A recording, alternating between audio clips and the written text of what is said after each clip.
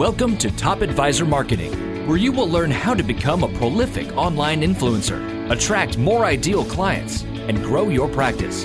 Brought to you by Top Advisor Podcasting, a done-for-you podcasting solution built just for trusted advisors. And now, your co-hosts of Top Advisor Marketing, Kirk Lowe and Matt Halloran. Hello and welcome to another Top Advisor Marketing podcast. Today we're going to go into uncharted waters again, and this always makes me so happy, because we're going to talk about artificial intelligence. And we brought an expert on because so many of you are terrified of artificial intelligence, including robo-advisors. And DJ Sebastian is our guest today. He's a professional sales career. He's been doing this for about 20 years, top performing sales executive, doing lots of high dollar stuff and cutting edge technology things, which is going to be really, really neat to pick his brain about. Now, I want everybody to just kind of sit back and realize we're going to talk about some stuff as high level as we can because artificial intelligence is super, super deep, but we want to make sure that you guys understand how this not only applies to you from a marketing perspective and a sales perspective, but also from a practice management perspective. So DJ, welcome to the show. Great to be on your show, Matt. All right, brother. Well, we start off every one of these podcasts the same. How did you get to now being an author and creating online courses and being a consultant in this humongous field of AI? Matt, I began my professional career on the technical side, designing software systems. And early on, I managed a team of technical experts who were much smarter than me. And we built complex software for things that automated factory operations. And even though I was far from a natural salesperson, over time, I successfully made that transformation into a technology sales professional. Now, since then, as you mentioned, I've spent over 20 years in sales as a sales executive, working for some of the top technology firms out there, selling this cutting edge technology, including things like advanced analytics and artificial intelligence that delivered substantial value. And that's why I'm here today. And this included work in several industries. Okay. Manufacturing, retail, banking, and financial services. And now today, my mission is as author and coach to help sales professionals develop the skills they need to utilize these new technologies so they can achieve greater success. We should probably start with the real operational definition, right? Because I don't think everybody truly could understand what does artificial intelligence mean? Artificial intelligence, how do you define that? For me, the definition is based on what makes intelligence artificial. So AI, we'll call it through this podcast, it's a set of technologies that can simulate human-like brain power. AI can plan, it can reason, and it can communicate either to other machines or humans. And it can learn. So every interaction, it gets smarter. And there are multiple advanced technologies that are part of what we call artificial intelligence. Some of them represent major breakthrough. And I can go into a couple of these to highlight them if you'd like. I would. Yeah. Do that. First of all, data analytics. This is analysis of large volumes of data that can identify patterns, help segment our customers in data, and predict the most likely outcome. So this is kind of like the Moneyball part. Then there's smart communication. This is a breakthrough technology between humans and machines that conduct virtual conversations in natural language. This could be formatted voice, text, and video channels. A lot of this is currently used in call centers around corporate America. Then there's another breakthrough technology that we call the cognitive engine. This is the part that actually uses data and knowledge to understand the process of reasoning like the human brain. And there are other technologies. There's now, so things change every day. There's facial and visual recognition. It requires a robust knowledge base of data. And as you could imagine, because of all this data, a big, powerful computing environment. And today, a lot of that is being available in the cloud, meaning it can be connected through devices, phones, and all kind of other things from any place in the world. I think people are terrified. And personally, I think for good reason, not maybe terrified isn't the right word, concerned that AI is going to come for their jobs. Do you believe that there is going to be a major shift in what human beings physically and mentally do in the workplace? I do, Matt. And that's really what gave me the impetus to write the book. You see AI in the news every day, and it could be, it's viewed as anywhere between Armageddon or the greatest thing since sliced bread. Reality is probably something in the middle. 25 years ago, robots and automation were introduced into factories, and they replaced many skilled factory workers, some of them based on systems that my teams worked on. Now, after working closely with clients who are asking about and implementing those advanced technologies, I see it again. AI is here to automate routine and repetitive business tasks. So that'll have a huge impact on white-collar professional workers. And it's going to fundamentally change the future of work, even in client-facing professions that were previously thought to be safe from job loss or displacement. I can give you a couple trends on other things that are impacting the onslaught of AI. Dive into that a little bit more deeply, please. I'd like that. So in addition, there are two trends that have surfaced that pave the way for increased levels of automation. The first, clients and prospective clients can quickly research financial products and services. They can use apps to create customized financial plans. They can use self-service to buy and sell financial products and even transfer assets to another financial institution, the robo-advisor. Mm-hmm. And all this is without help from an advisor. That's scary.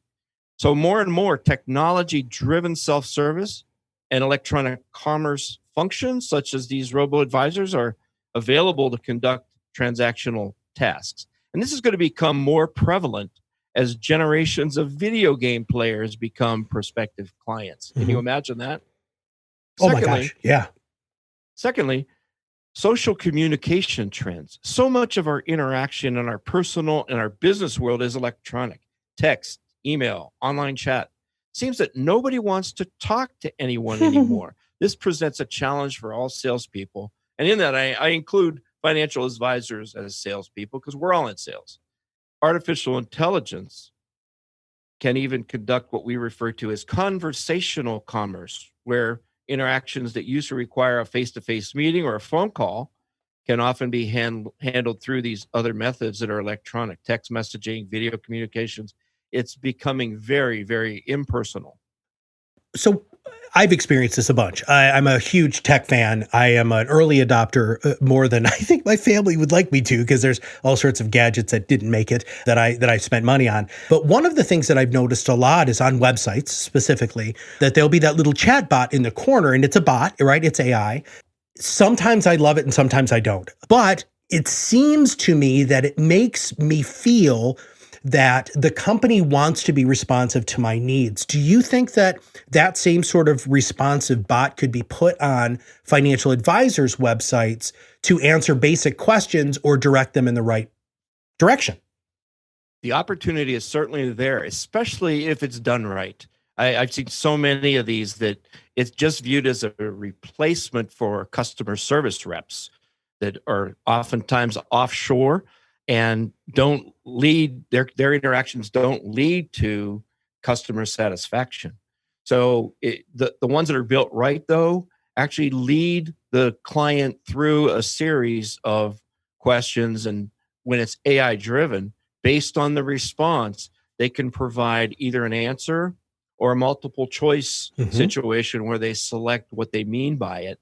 And then you always have the situation where if they are not programmed or they don't have the AI backing or the data behind it, they can call on a human to answer the questions or provide, maybe it's a referral to a local financial advisor. Sure.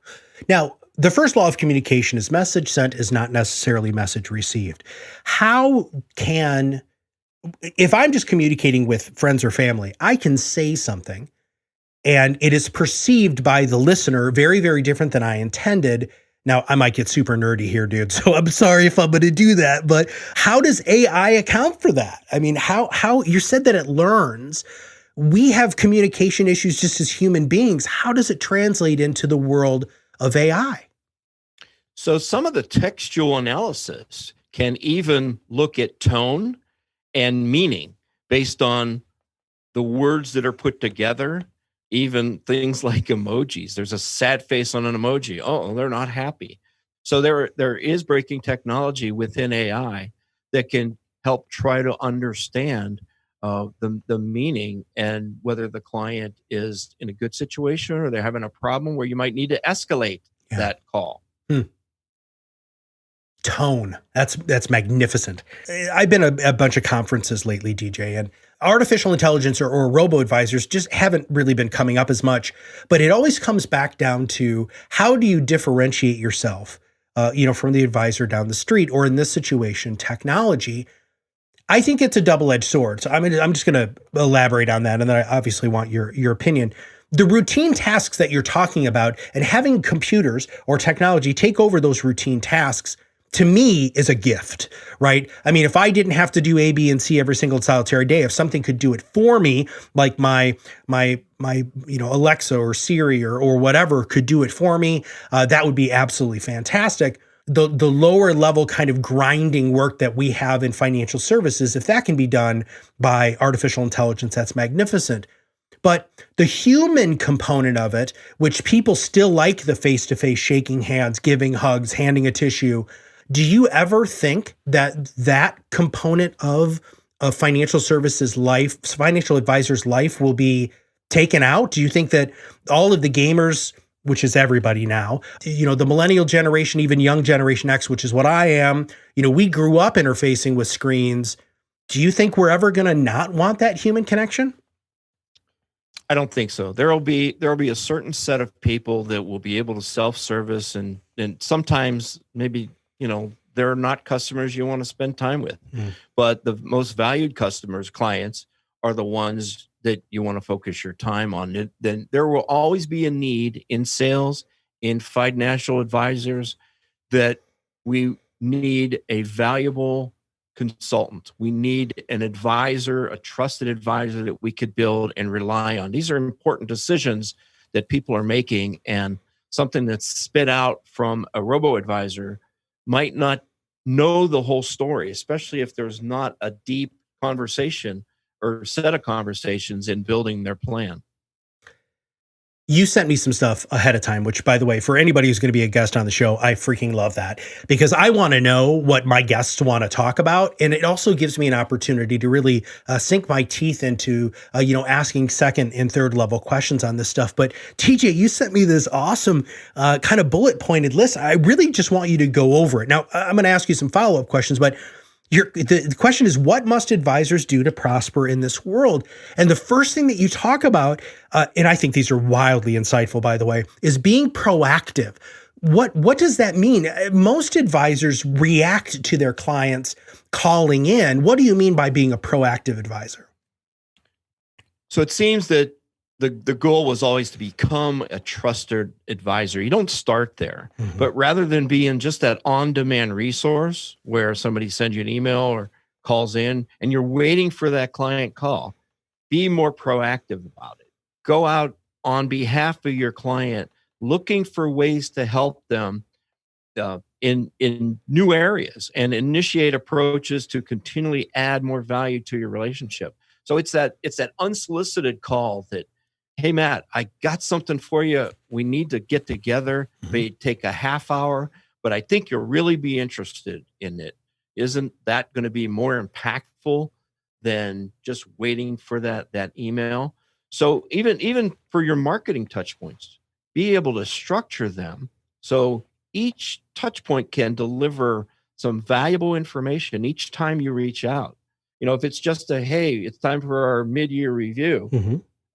That's not going to do it. But short, to the point, things that are easily digestible that they can maybe click on or save, and then go to more detailed website that gives them more information on it. Those little drip campaigns can help grow the mind share of the financial advisor and their organization. Mhm. So building those long-term relationships can happen just saying I'm the trusted advisor, being proactive.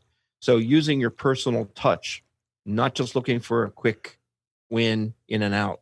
So you want those relationships obviously to be so strong that Mhm. your clients will freely provide referrals even before you ask. And isn't that the best referral? Well, it is. You didn't even ask for it. Yeah. And dude, here's the other thing. And I love, you have two other kind of phrases that I want to highlight here, which is intentional listening and latent needs. This is where I believe that advisors really provide that gold standard. When you have a really in-depth conversation with somebody where emotions are present and you're able to handle those emotions as a professional, you start uncovering different things. And then those proactive communication pieces can be even more tailored to that person, which is going to deepen your relationship. Is that kind of what you meant by talking about intentional listening and latent needs?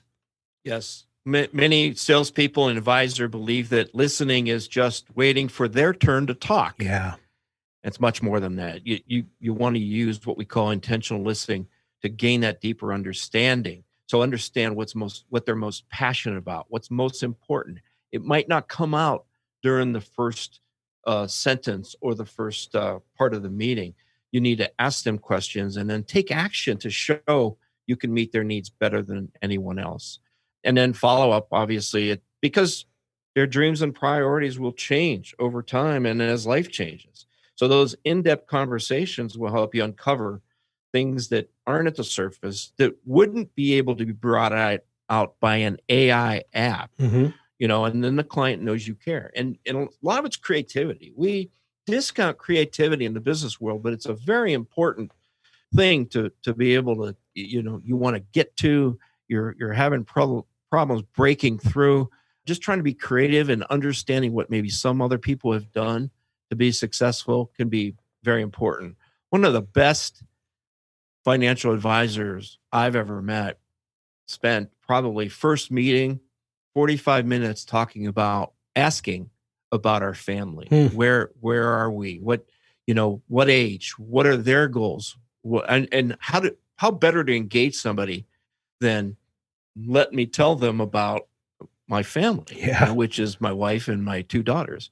So, but being able to, and just, I'm already kind of in a mode where the defenses come down and I'm opening up to that person rather than just giving them here's the return I want. And here's my allocation of my investments. Yeah. I just got done right before we recorded today. I was talking to one of our clients, and he's a producer, financial planner, and I was talking to him about behavioral finance. So all of the issues that people have with, making bad choices when it comes to their money. And one of the things he did was, so I read the definition, right? We were talking about the definition of the specific behavior, and then he told me a story, right? A story about a client or a story in his life. Do you think AI is ever going to be able to do that? Like tell those first person or even third person stories that are applicable? Not in our lifetime. I mean, there may be a database of videos that somebody can bring up based on a keyword, but that's not the same as a person-to-person communication and interaction. And then it doesn't get you what's the follow-on? What's based on that intentional listening? Where do I go next from here? These stories we talk about a lot in our book and in our upcoming courses, that people listen to stories. The idea that people buy on emotion, then they justify with logic. You want to make that emotional connection. Yeah. So stories can help you do that. Yeah. And usually what it ends up being, we have a structure by which we be able to have people tell stories. I mean, it's got to have a point. It can't be long-winded, but once you develop that arsenal of little short stories, you can pick and choose based on the client's situation. So you help somebody achieve their dreams. You rescue them from a difficult situation. You took them from darkness to light, and you became a hero to them, just like a movie script. Man, everybody who's listening to this, I want you to think about that. Could you imagine how much more fulfilling your work would be if you were your client's hero? DJ, that was awesome. I love that. What a great way to position that mentally within our audience's mind is that's what you should be. You should be heroic because AI can never be heroic. Okay, we need to switch gears just a little bit because I want to talk about how advisors can use AI to lighten their load, or maybe some of the things that you see that are coming down the pipeline that advisors can embrace and not say, I don't want this, but say, wow, this would make my life better. Yeah, so embracing the potential insights you can gain from AI-driven functions, some of it's analytics, some of it's that deep cognitive brain. I say don't fear it, embrace it. Yeah. And here's a couple examples. I got 3 examples that top advisors can leverage AI technologies in their marketing activities. First, client segmentation. I don't know how many clients out there, how many financial advisors out there are doing strong client segmentation, but it can be automated now. The deep analytics can help analyze behavioral patterns based on similar client profiles or actions they take. For example, grouping your client base into segments can enable you to offer a specific set of services to a group of similar clients. Mm-hmm. So your marketing program could be targeted toward those specific clients. And it can help you be smarter about the clients you target in your marketing campaigns. Who's more likely to rely on self-service versus wanting and needing a full suite of expert personal services? It's not just based on amount to invest or demographics. There could be a lot of things that segmentation can go dig out because of the wealth of data there. The second, identifying clients who are candidates for churn. So one of a financial advisor once told me that for every dollar of investment that came into the company, $1.10 went out. Not a good situation to grow an advisor's business. So there are churn models that are used in marketing all the time to identify, based on activity, based on behavior, the clients who are potentially going to leave the firm. So that's a good way of analyzing it. It's not, those two aren't necessarily high dollar implementations. There's a lot of software out there. Sometimes, depending on your client base, you can even do it on a spreadsheet. We've been able to implement valuable analytics projects and using AI where we only have 5 or 6 data elements in our client profile. You don't need hundreds of them. It helps you define and identify, okay, what are the major trackers that are impactful, and ignore the ones that aren't. And the third item is life event prediction. So that's forecasting what events the client's more likely to have occurring in their life, and then build marketing campaigns around them, around those life events. For example, they might be sending a kid off to college soon and inquire about withdrawing $50,000 from their account to pay for tuition and room and board. Mm-hmm. Maybe they're going to a really nice college. Instead, the advisor might proactively offer some other financial instrument, like secured loan and line of credit, rather than having them withdraw that money for their account and have it quit working for them. So what I'm hearing from you, and I want all of our listeners to hear too, is a lot of the stuff that takes up your time, that are the things that drive a lot of you crazy, that you wish you could offload. AI is going to be able to help with that here in the very, very near future, if it's not already there right now. And the fact that this deep learning can look at the behaviors of your clients so you can create a tailored marketing plan without having to do an enormous amount of extra work, because that's the thing, is the AI does it for you. All right, DJ. So to close up today's podcast, I want you to have an opportunity to tell everybody a little bit about your book and about these online courses, and if there's anything that they can do to engage you if they want to learn more and find out, how they can learn more from you. Great.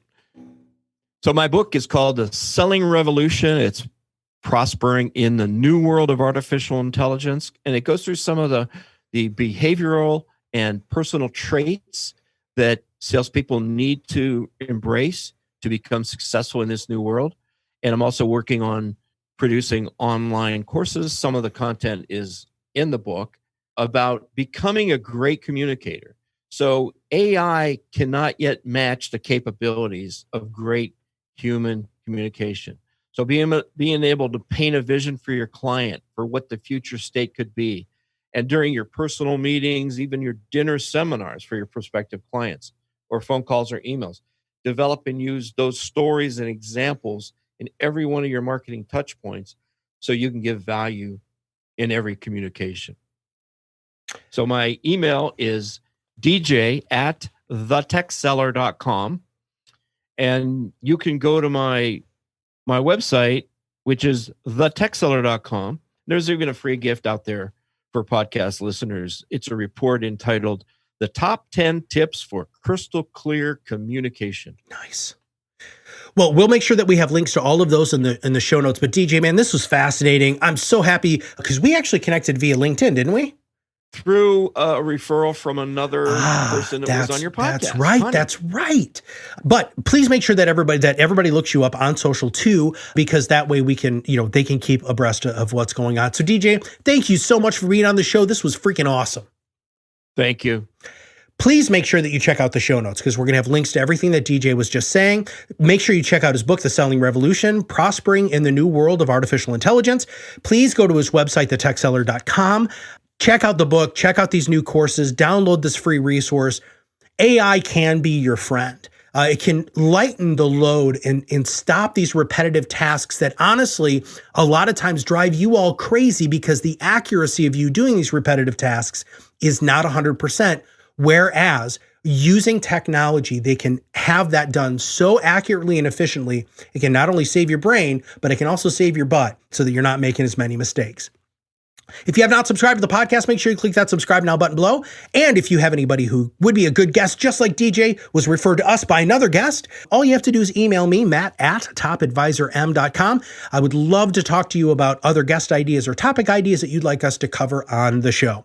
So for everybody at Top Advisor Marketing, this is Matt Haller. And guess what? We'll see you on the other side of the mic very soon. Are you ready to change the way you communicate with your clients? Are you tired of being the best kept secret in your area? Learn how to become a prolific online influencer, attract more ideal clients, and grow your business. Contact us today and see what the power of podcasting can do for your business. Click on the Contact Us link on our website at topadvisormarketing.com and set up a call to learn more. Follow us on LinkedIn and Facebook for more updates and information. This was brought to you by Iris.xyz, a platform helping financial professionals become better in business and life through new media and new voices. Visit them and learn more at Iris.xyz.